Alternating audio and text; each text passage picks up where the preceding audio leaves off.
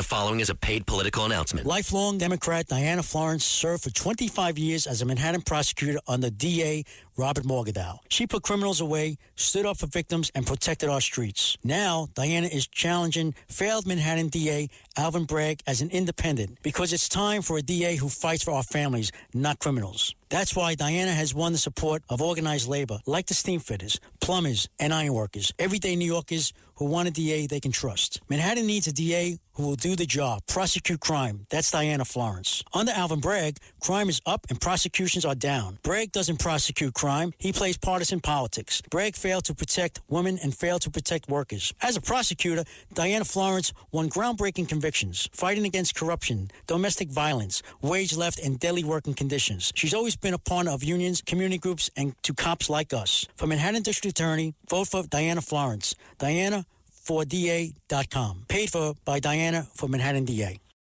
Wie wäre es, weniger Zeit mit dem Einkauf zu verbringen und dafür mehr Zeit für deine Lieblingspodcasts zu haben? Mit dem Rewe Abholservice geht das. Bestell deinen Einkauf einfach online und hol ihn bequem und fertig gepackt im Markt ab. Natürlich ohne Mindestbestellwert. So bleibt dir mehr Zeit für die nächste Podcast-Folge oder deine Lieblingstracks. Jetzt ausprobieren auf rewe.de/shop oder in der Rewe-App. Dein Rewe Abholservice. Online bestellen, im Markt abholen. The Rev and the Rabbi on the Red Apple Podcast Network.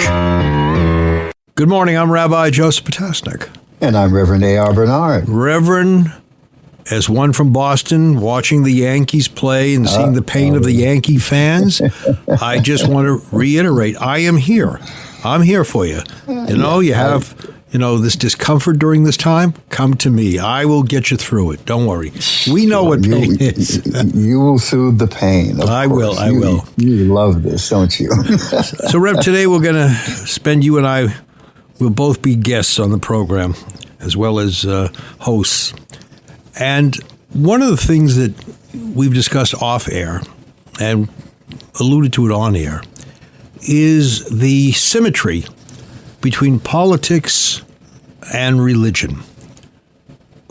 And I've seen, I'm sure you have, that the pulpit has become a very, should we say, less spiritual, less religious, more political.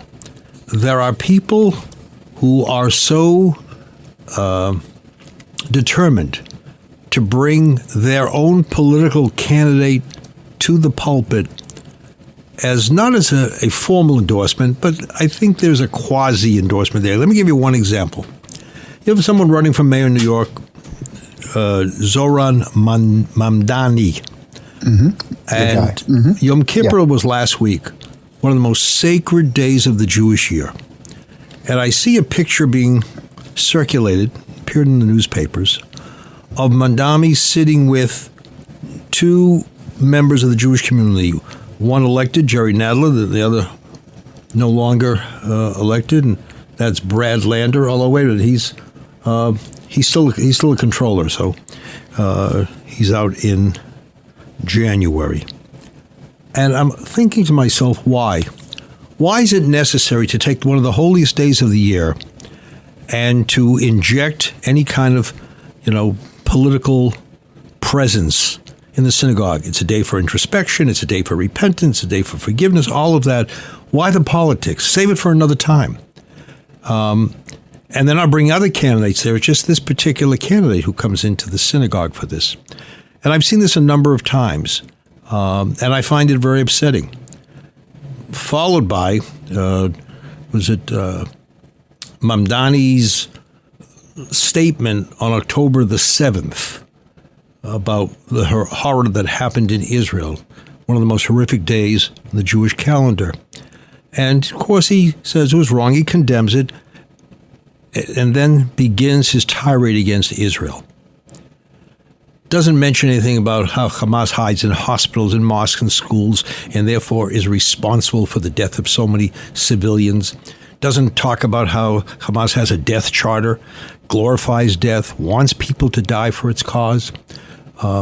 But that he should be in the synagogue on Yom Kippur, I found very, very infuriating, to say the least. So when I talk about politics and pulpit, I think we have to separate. We have to realize what's sacred is sacred, what's secular is secular. And we don't have to mix milk and meat, as we say in the Jewish tradition. So, this can be quite subjective. It depends on how you look at it.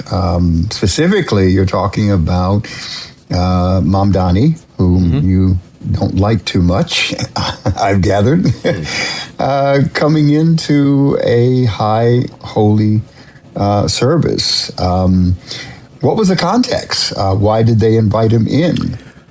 Do you know? I don't know specifically the context, but I think when one wants to send out pictures, I don't know congregations or people who take pictures in the sanctuary on Yom Kippur and circulate them. I think when that's done, it has a motive behind it. The motive is to promote a certain party who's running for political office. Right. Are these congregants taking the pictures, or this was I don't know who took it, but the two people who took him there, the elected officials, knew very well that it was going to be publicized. I think part of the motive for them was to make sure it was public knowledge. All I'm saying is there's nothing wrong. He can go into a synagogue on his own. No one's going to prohibit him from walking in. But when it's done in that kind of context, it is beyond troubling. It is just wrong. It's offensive. I think we have to reserve, what's on the pulpit for religion, and when it's not religion, we want to, use some kind of moment for some political candidate to speak and others to speak, so there's equal time given. That I can understand. But Yom Kippur, really? That I think is wrong. That's quite subjective. I don't know how it is in your faith tradition, but in my faith tradition, the pastor of that particular congregation makes the call. And politics and religion have a shared DNA. They're both about order, authority, and allegiance. So, for us, I can only speak in my context. All right. We selectively allow political candidates to come. Definitely, we don't have any and every candidate for any and every position to come. Otherwise, the Sunday service, turns into a political platform and a political experience. But we do allow leading candidates for positions, especially mayor of New York City, governor of the state of New York, these positions that will seriously impact the quality of life of our membership. I have them come very selectively so that our congregation, who have been trained very well, they are an educated electorate, so that they can hear this person spirit to spirit. Apart from all the television cameras and media spin, they get to hear that person heart to heart and make a judgment as to, where they're coming from and who they want to vote for. The vote is critical because what we're really voting for, besides who we're going to give power to by our vote, but what quality of life will we experience as a result of that person being in a position of power and influence? And I think that's what makes it important. Now, picking and choosing a particular high holy day, as in your tradition, again, it's quite subjective. Some people would see it as no big deal, and others would consider it an imposition. Your community is not monolithic, like our community is not monolithic. But one of the things I heard you saying is when you bring in political figures, you do it because you want people to listen and to learn so they can participate more judiciously in the voting process. You want them to know who they're voting for and who they're not voting for, right? Correct. So it's not an endorsement. No. Right? No. And look, we talked about that, about a month or so ago when the ban that proceeded from the Johnson Amendment, 1964, prohibiting pastors to endorse from the pulpit any political candidate. Of course, it was violated. It didn't matter. Right. But at least there were guardrails. We knew that it was not allowed. So if you did it, you stuck your neck out. You took a chance with consequence. Unfortunately, we live in a nation that honors religion and houses of worship and clergy in a very special way. So we appreciate that. But that amendment. That ban was lifted by this president, by President Trump. And we talked about what impact is that going to have? Will it now politicize the church, politicize our faith? Mm-hmm. Will it allow the intrusion of politics? And in certain parts of the country, man, the clergy get up, especially in evangelicalism. They get up and they make it sound like you're at a political rally. And this is in the Sunday worship service. Right. Well, you mentioned guardrails. And I think when people come for the High Holy Days or they come for Sabbath services, their primary reason is to be there to communicate with God in some fashion. Mm-hmm. Another primary reason is to learn text, to learn what does my tradition tell me about various aspects of life. Someone said to me today, the purpose of a sermon is to respond to questions that people are asking. And I think we have to prioritize what that pulpit, what that house of worship is going to be used for. But I think primarily there has to be a religious motif, a religious message there. You want to bring in politicians, again, not endorsements. You want to bring in politicians later on, afterwards, that's your business. I've always admired that in the Catholic Mass, politicians don't speak. You don't find a politician getting up and talking about politics during a Mass because it's so sacred, it's not the time. And I guess that's what I find very upsetting. We're going to have to take a break here. Rev will come back. Yeah, we got to continue this. Let's absolutely. Talk about why that is true in the Catholic Church. Okay? All right. So stay tuned for more of the Rev and the Rabbi right here on Red Apple Radio Networks. The Rev and the Rabbi on the Red Apple Podcast Network.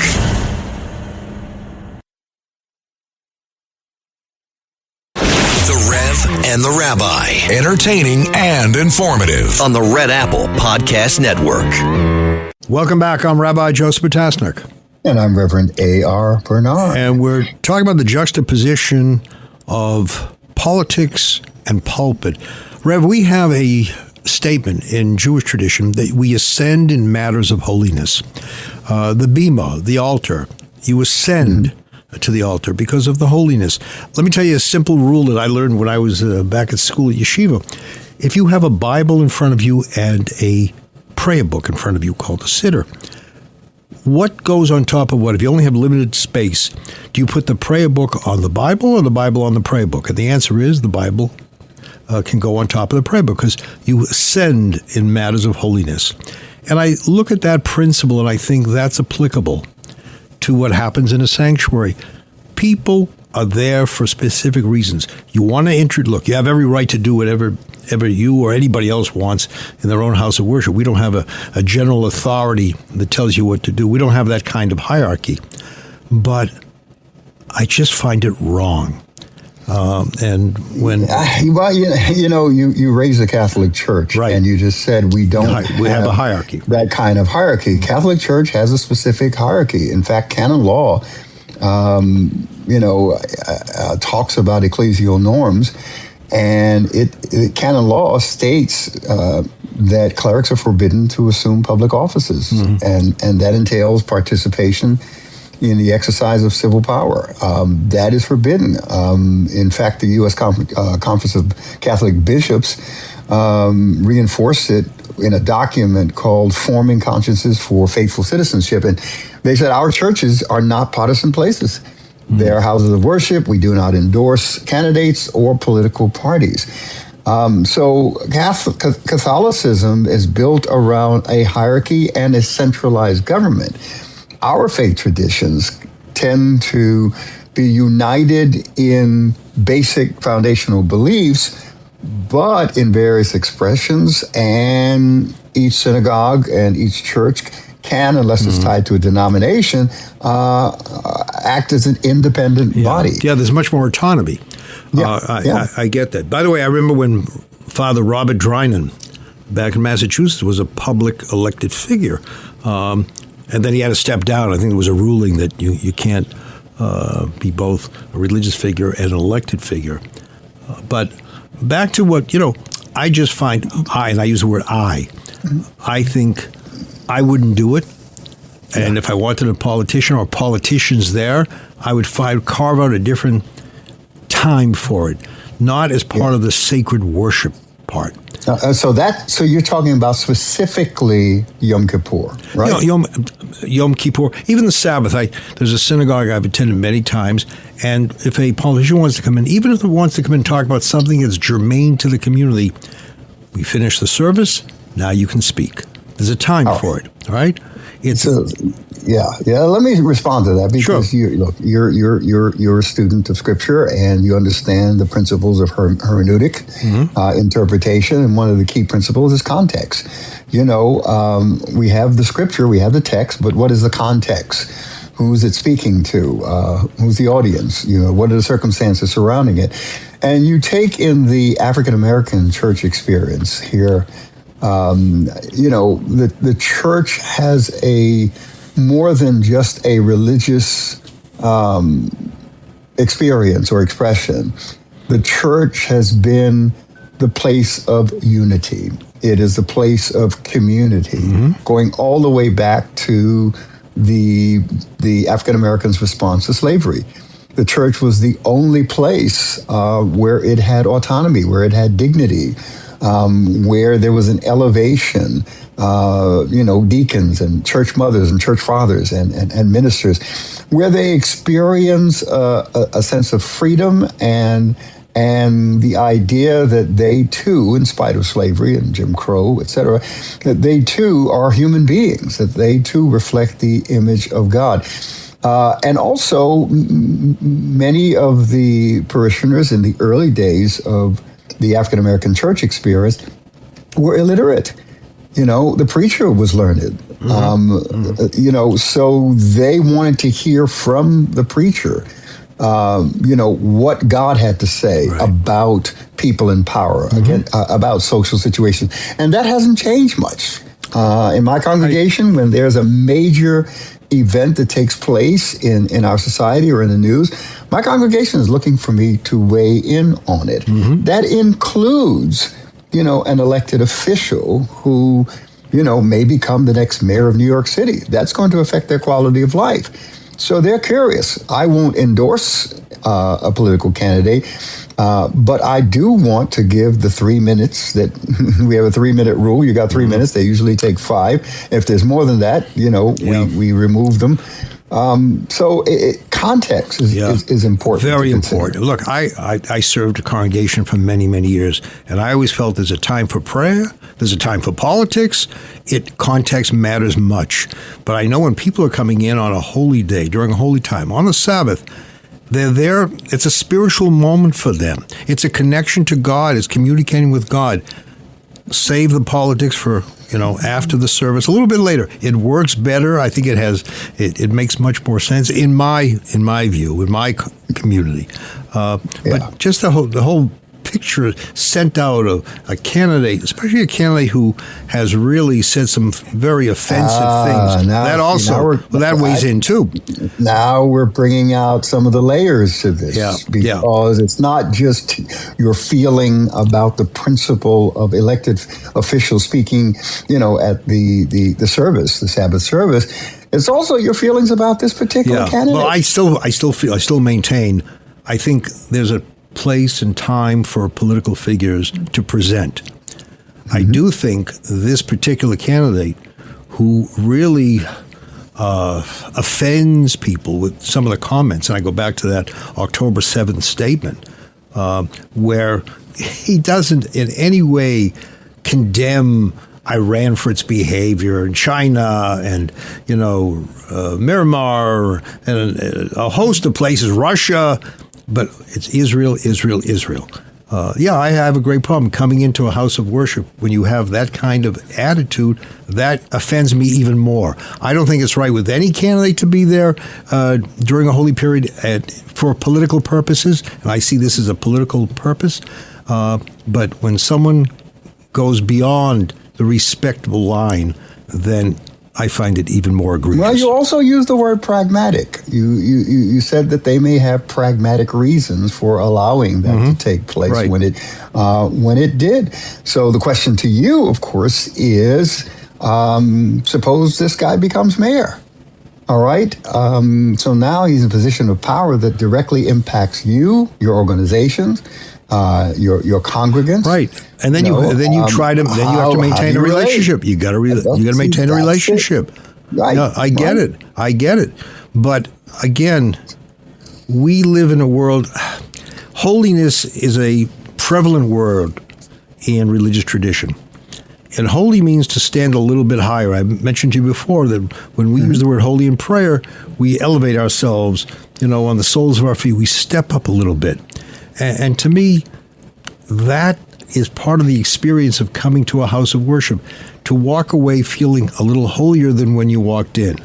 And again, if you want to introduce politics on the pulpit, do it in a different part later, whatever.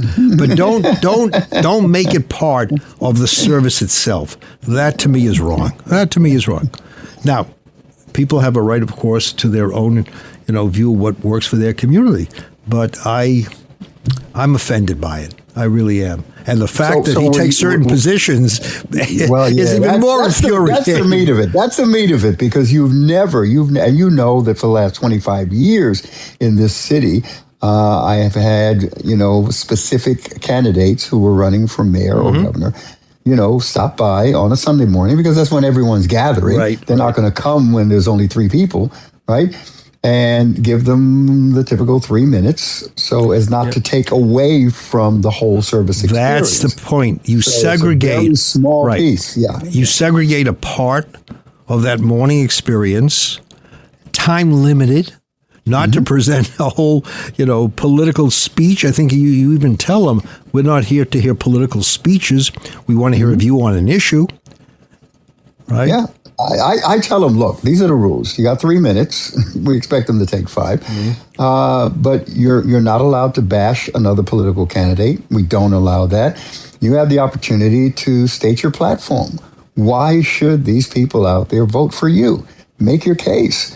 And if you can't do that without attacking someone else, whether it's a political party or an individual, then our platform is not available to you.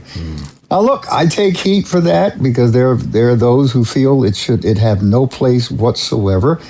And interesting to me that these individuals, once they feel the pressure of quality of life crisis, all of a sudden they change their tune. Well, quality of life is a religious, topic. Yeah. Right? Absolutely. Story of creation of the world, quality of life. I get it. But I think all of us have to decide what's going to be our prioritized values in that house of worship. And when we do introduce other individuals, how will we integrate them to the service? You have specific rules. Right? They can't come in with a stump speech. That's right. Right. No shaking hands in the lobby. None of that. You come in, say what you got to say, and goodbye. Right. It's simple. And I also will not have one candidate only. Right. I want to make sure that it's fair. Right. I get it. That makes sense. Oh, look. So this guy, Mamdani, came to our church, and he had his 3 minutes, and he said what he had to say. Prior to him, Andrew Cuomo came, and he, made his point, got his point across. Right. And because of my reputation, they respect these boundaries. They know they'll be removed if they go outside of those boundaries. And that way people can hear. But if I'm bringing in only one candidate who I support or who represents my particular, leanings or whatever, then it's not fair. Right. It's not just. It's utilizing, the pulpit for my own political agenda. Well, that to me and I won't do that. Right. That's what I find offensive when people do that. And you mentioned boundaries. We have to have boundaries. You mentioned platform. The bema, the altar, is a platform. Right. Right? Right. And what is that platform going to be used for? You also said something, Rabbi. You said that people are coming to hear what the Scripture, what our faith believes, what our faith has to say. But part of that is living out that faith in the day-to-day. And they want to know, what does our faith say about this issue, that issue? What's happening within the culture. That's important, because if we don't speak into it and exercise our prophetic voice, then they will be informed by the echo chambers, by the 24-hour news cycle, by the wild west of social media and internet. Right. So we do have a responsibility to say, hey, thus saith the Lord about this particular issue. The Torah tells of God saying to the people, I give you these commandments, v'chai bochem. You have to live with them. How will you take the commandments and live with them in your day-to-day setting? And therefore, it's important to bring in, other thoughts. But people want to know, what does my tradition tell me about the issue? How am I going to be guided by my tradition? And I think that's one of the reasons they're there. Yeah, and that's our responsibility, but not to turn it into some kind of political theater. You and I are on the same page, 100%, and that's what has happened in the political. All right, we've come to the end of this segment, so we're going to come back with more of the Rev and the Rabbi. The Rev and the Rabbi on the Red Apple Podcast Network. The Rev and the Rabbi. Entertaining and informative on the Red Apple Podcast Network.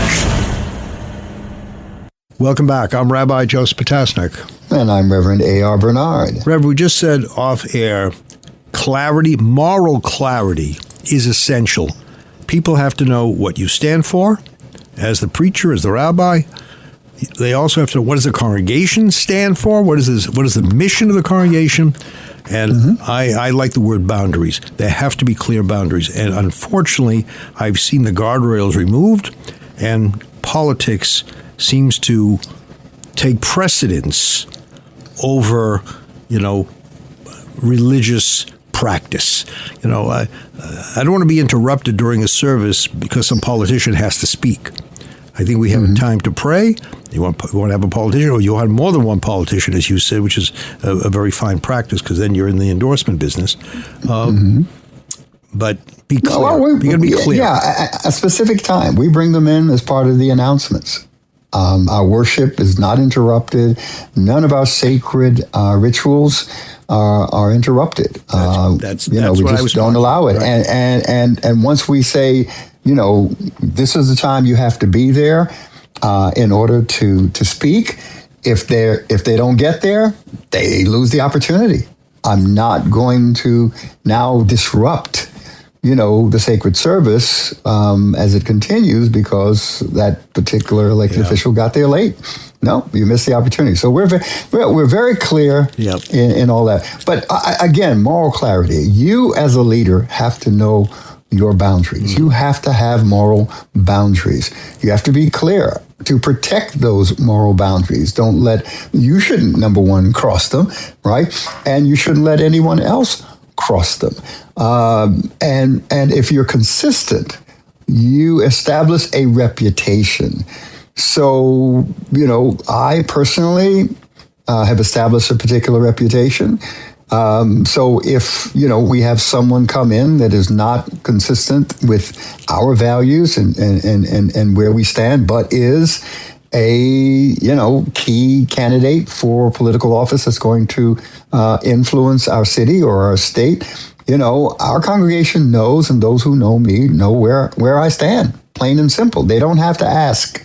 Because once you establish a track record, and once you're clear in terms of what your values are, then people will judge you less by the person that you brought in and judge you by what you've been consistent in expressing, for a long period of time. I was telling a group of rabbis, I think the truth of the matter is that congregants who come on a regular basis know the candidate you want.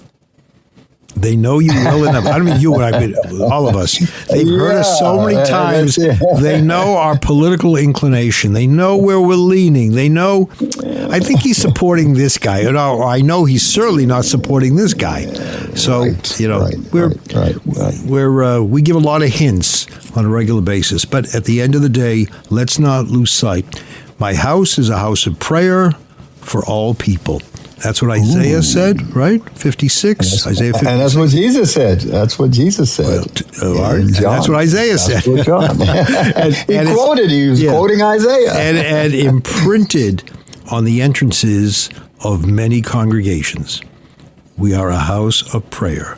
We're not a house of politics. There are other places for it, other times for it. And I just don't want us to lose sight of that. Yeah. Absolutely. All right. And they work together. Politics orders society. Religion orders the soul. Yeah.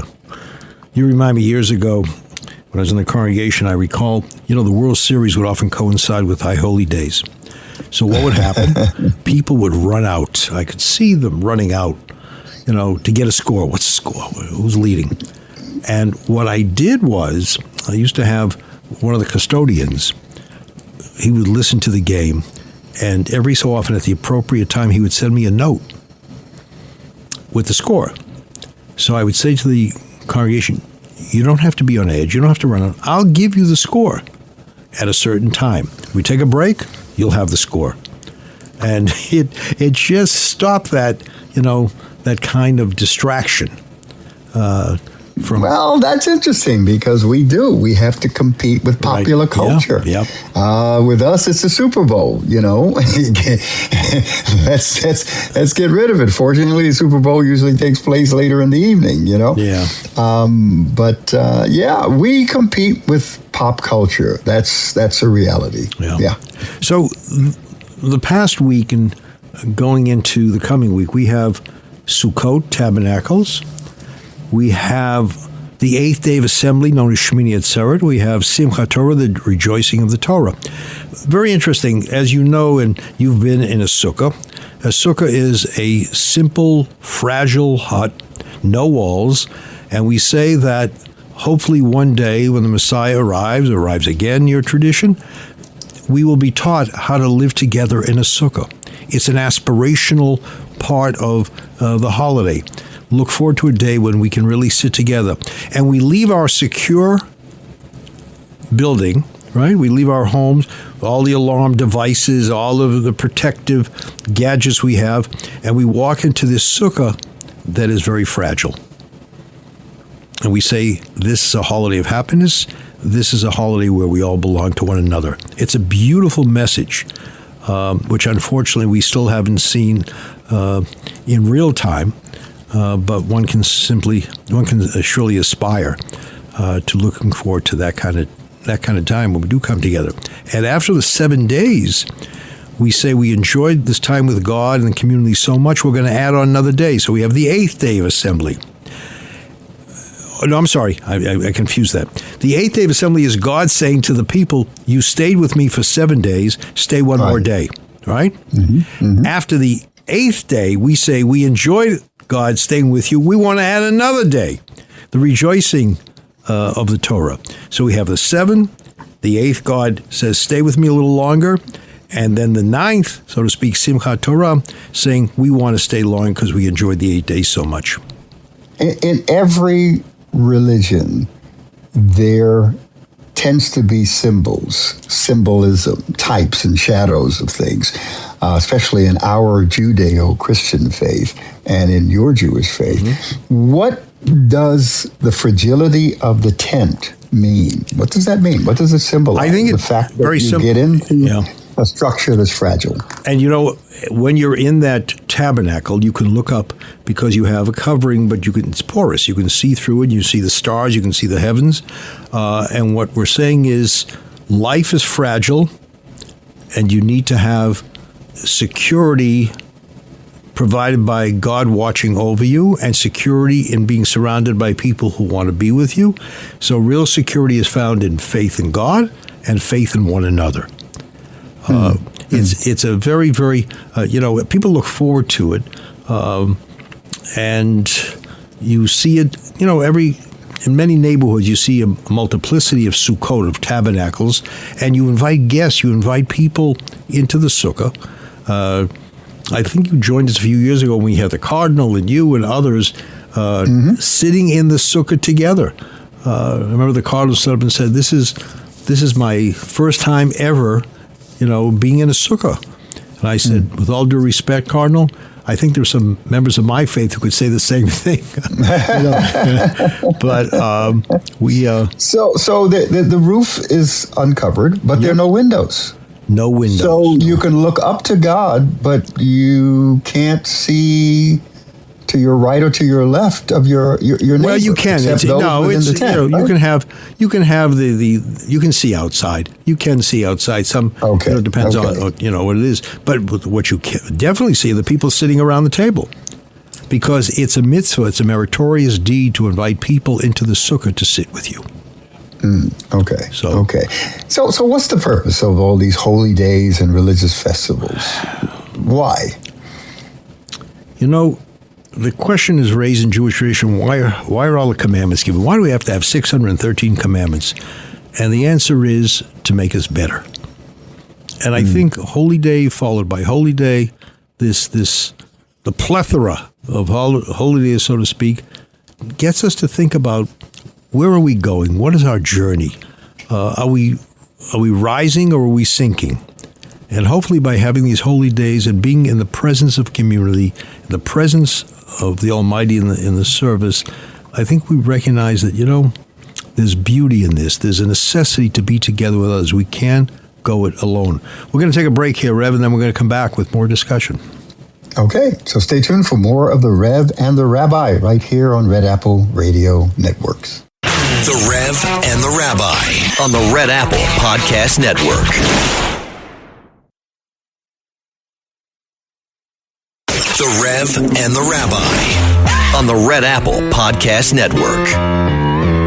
Welcome back. I'm Rabbi Joseph Potasnik. And I'm Reverend A.R. Bernard. So I mentioned to you, Rev, that for us it's to elevate one spiritually, is to do better, to be better, to think higher. Why all the holy days for you?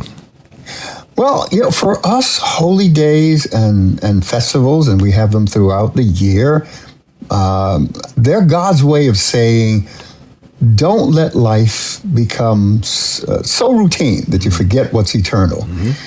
So for us, they're spiritual punctuation marks in the story of humanity. Commas and exclamation points, all in the rhythm of life, and in our faith, the rhythm of grace. Yeah. So look at the Sabbath and the beauty it brings to our lives, where we say, on this day, for example, we're not going to bother with mechanical devices. Put the phone aside, right? Set time for, you can TV after Sabbath. Now we can spend time talking to each other. We can spend time studying together. That's elevating oneself. That's how you rise spiritually. And what a necessary concept. Interesting how teachers have said, and some of the students have said, that now that cell phones are taken from us when we go to school, it's better because we have more time to concentrate on our studies, on the subjects, instead of being distracted. And I think these holy days help us to recognize the negative side of distraction. We get distracted by some of the wrong things. We're always looking at that phone. We're often texting. We're paying less attention to the person with us and more attention to the thing that we have in our hands. That's dangerous. It's funny that you ask about the Sabbath. I'm actually writing a book, and I have to have it finished. It's a devotional, and it's reimagining the Ten Commandments in a relational context. And the fourth commandment, which is the fourth chapter, there's a chapter for each commandment. I talk about the fact that the fourth commandment has a unique place in the Decalogue. The 10 words, sure. And it's not a prohibition. It's actually a prescription for rest and rhythms. The others warn against what destroys relationship, but this one invites us into what sustains relationship, rest. And it begins with the word remember. And that's because, we tend to forget as human beings. And it emphasizes the importance of taking time away from our busy schedules and taking time to reflect, to experience stillness, to be quiet. And I think that is so important, especially in the times in which we live. Do you remember, I'm sure, because you knew him and I knew him, Senator Joseph Lieberman, right? Yeah. Who wrote a book on the Sabbath.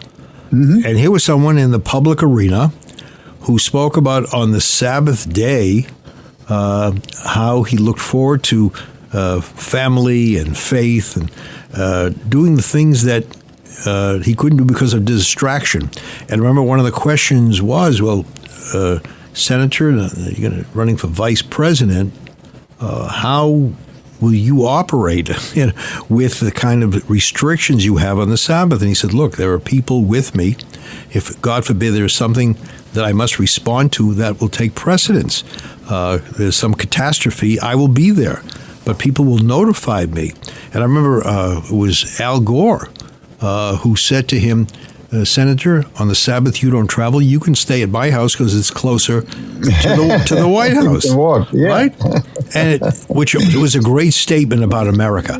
The fact that you could be a Sabbath observer at the same time you could live your faith as a public figure. You didn't have to hide who you were, because obviously years ago, and to some extent in some places today, if you were a religious individual, people were hesitant or would refuse to vote for you because they felt, you remember with John Kennedy years ago, he's going to consult with the Pope before he makes a decision. And Joe they were concerned about that, And Joe Lieberman, my God, how can you be effective? You're not going to have a phone. You're not going to have a pager. And all of these decisions that have to be made on a Sabbath day, you won't be available. And, when he responded to that, but the reluctance, I mean, some of it was very, very well intentioned. I can understand that. But there were those who had made up their minds, we can't vote for religious people because, they talk to God. But there's a problem with that because the whole line of American presidents up to John Kennedy were Protestants. They were Christian. Right. And many of them openly, and unapologetically identified with their Christianity. Kennedy was the first Catholic to become president of the United States, or the first Protestant Christian to become a president of the United States. They were concerned.